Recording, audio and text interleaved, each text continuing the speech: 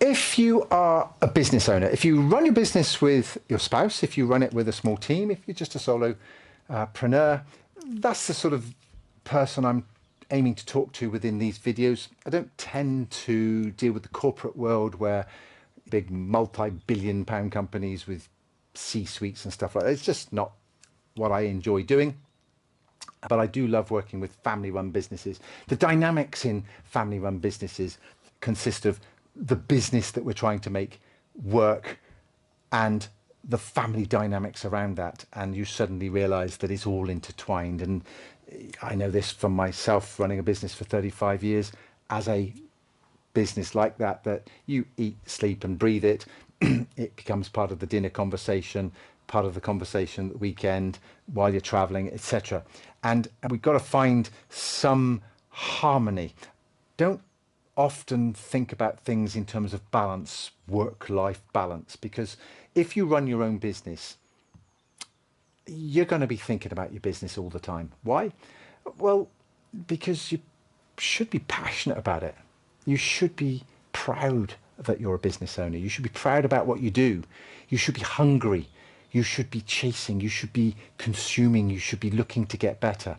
Well, guess what? You'll probably find if you do that, that becomes your identity.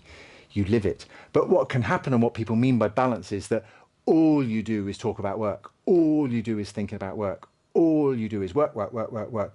And to other people, that's boring. That's dull. And so when I say balance and people talk about balance, I think what we need is to make it more harmonious. We need to understand how this works. It needs to be more harmonious within your life.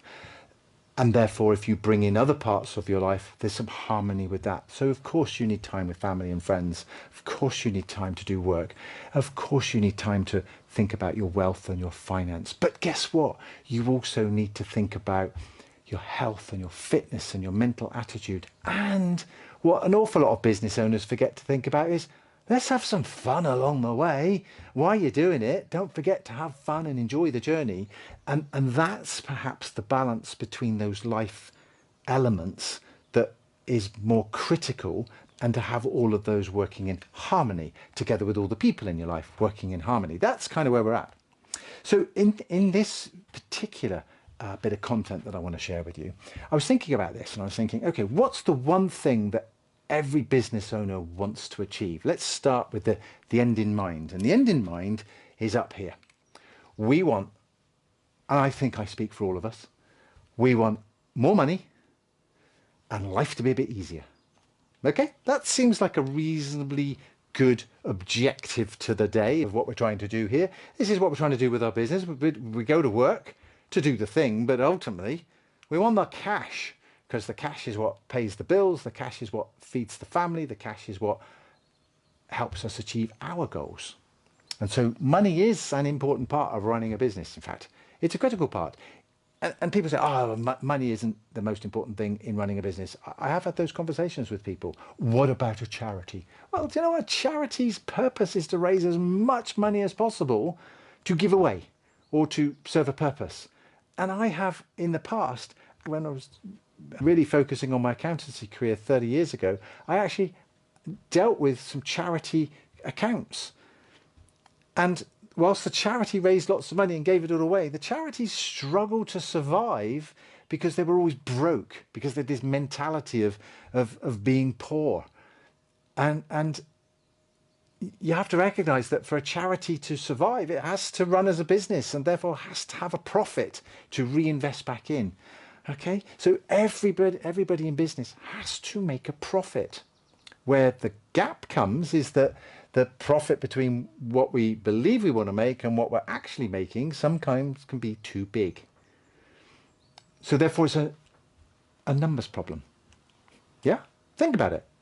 Money is a mathematical calculation, and therefore if it's a money problem, it's really a maths problem. Maths equals money. We need to sort out the maths. And we can sort out the maths by just analysing the data and saying, okay, that customer that you've just won the job for, maybe you've got a quote on the table now, you've submitted it and the customer said, yes, let's go ahead. And you're going, oh, I've won a new job. Or maybe you haven't got a job on at the moment. Look back at some of the other jobs and ask yourself the question, what was the sales price and what was the cost of doing that job? Cost, sales. You know what the sales price is because that's the invoice or that's the quotation. You should know what it's going to cost you to deliver that job, and therefore the difference is profit. That profit can be converted into a percentage. The percentage of that over sales is your gross profit percentage. That's simple maths. The goal, to make that percentage go up. Note I didn't focus on sales. Of course we want sales to go up.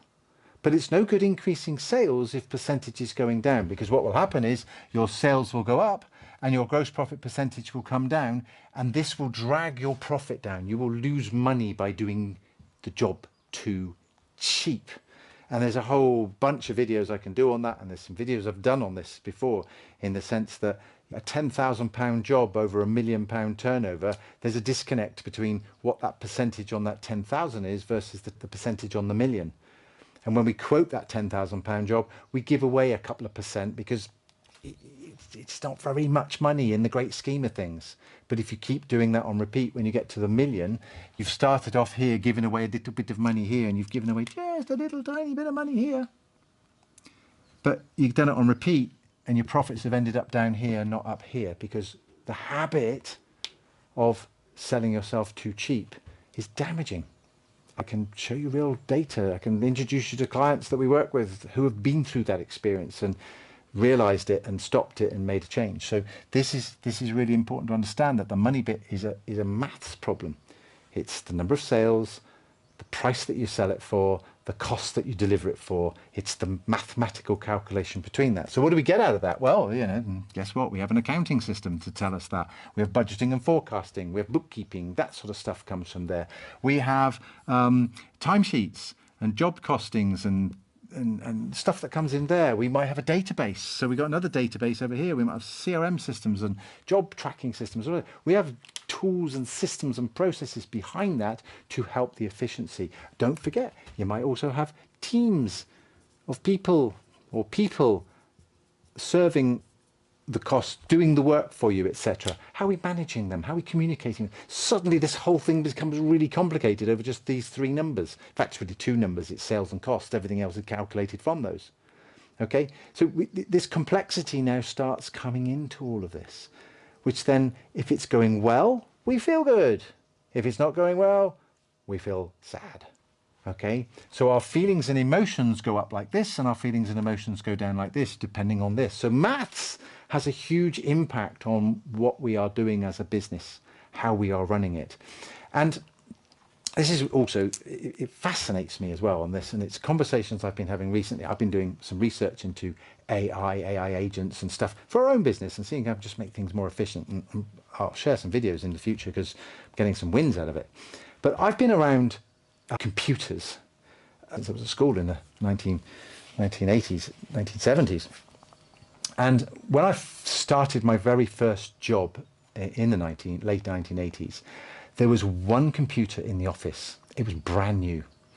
And you switched it on and you had a black screen and a green cursor. That's it.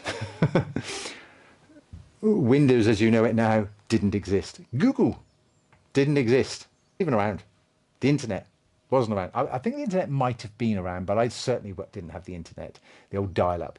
It certainly wasn't about when I started work. But there was this computer, and you had to type in a prompt and put a disk in, got up what you would now know as your spreadsheet, your Excel or your Google Sheets or whatever. You'd have a spreadsheet, and from that spreadsheet I produced accounts and bits and pieces. And the reason I did that is, guess what? I was the youngest in the office, and the senior accountant said, well, you're a youngster, you must understand computers. I didn't, but I just sat there and had all the time in the world. So I got the manual out, literally had a book, and I read it and I started learning. My point, the computer then was there to make life a little bit more efficient for us. Okay, save us time, make things more easy. And here we are in 2026, I'm recording this, and we've got AI with all these things coming at us. And I'm looking around going, I think people are more stressed, they've got less free time, they're consuming more than they've ever consumed before. And I don't know, I feel like sometimes we've got it wrong as human beings. The technology we have is amazing. It really is, from where it came from to where it is, and it's only going to get better. What we got to do is learn as human beings how to harness that and work with it, and there's the word from earlier, in harmony, and not be consumed with it on our phone all day long, just building in slop. But also, so as our team, so as our business has got to use this stuff to make things work more efficiency. And therefore, if we can build in some efficiencies, if we can make things easier, then by definition, surely we have the ingredients to become happier. So make more money and have an easier life leads us to go, well, what's an easy life? Comfortable, happy, calm, composed. These are the things that we might be actually alluding to when we're trying to run our business, and we're here on this rock. You are here on this rock. You got here because of the actions and decisions and habits of the past. So you've got habits, and you've done things, and you've made decisions, good, bad, or indifferent, that have got you to the rock that you're stood on now. We're all stood on the rock today because of what we did in the past. Great. What can we do with this? We can either keep doing the same thing, or we can say to ourselves, right, I actually now am ready to improve things. I want to improve the money, and I want to improve the ease and happiness of my life. That then spills out to everything in your life. That spills out to your family and friends, your home, your exercise, your health and vitality. When we help our clients, we don't just help them with their business. This is why I don't focus on just accounts. Accounts in and of themselves are pretty useless. But they serve a purpose to report for the authorities and compliance. But if we take the data that we now have in all these cloud-based systems, and we have all these computerized systems, and we have all this information to us, stacks of we've got more information on our machines than we've ever had before, yet we're only using like a tiny percentage of it. If you don't believe me, go and look at whatever server you're using for your company to file all your files away, your Google folder, your shared folder, or whatever server you've got, and just tell me how many terabytes of data you have. Terabytes. You will have terabytes of data sitting in digital format. And the report that you're running out doesn't even come to a single megabyte. It's tiny bit of data. Go dig in. Let's ask questions. Let's change the questions. What do we need to ask it to get some better data out, to help us map out and plan and draw a picture of the future? Now, along the way, you're going to find for a short period of time, there's not going to be much change. So there's a period of time where we've got to implement that plan, and we've got to start implementing some change. This is what I talk about in my book, point A to point B. You've got to get from point A to point B. You've got to figure out what's got to go in here. What's the plan? Let's just have a plan with a route map on it. Let's figure it out as to what we've got to do, and then start action. Then we start actioning the plan on a consistent basis. And those actions are going to lead to habits. And we create some new habits to take us on this new journey. And as we start creating those new habits and those new journey, if we plan it out properly, we can head here. If we don't, if we choose to do nothing and we keep doing everything we've got to here, one of two things will happen. Well, you'll just keep getting the same result, or you'll actually find you're going to go backwards, because technology, the world that we live in today, is going at a pace. The threat of AI, it's not a threat for your job necessarily, but it's a tool that needs to be harnessed. And I think businesses who pay attention to it, businesses who understand technology, who have technology in their world, and who are looking at ways of using that to make things easier for themselves, are going to far outweigh the business who puts a tin hat on and says, sod it, I'm not doing AI, go away with your technology, I'm just going to do what I've always been doing. That's fine, keep doing that, you'll get a result. It's just that it may not be the result that you are aiming for. Expectations got to change. Anyway, I just thought I would share this thought process with you, that the element here that we have is that it's either a maths problem or essentially it's a mindset problem. The two M's, it's maths or mindset. If we can sort the maths out and we can understand what our profit is, and we need all the information and help and support behind that, then we can fix the money side of things. And if we can work on our mindset and we can actually say to ourselves, let's see if we can learn.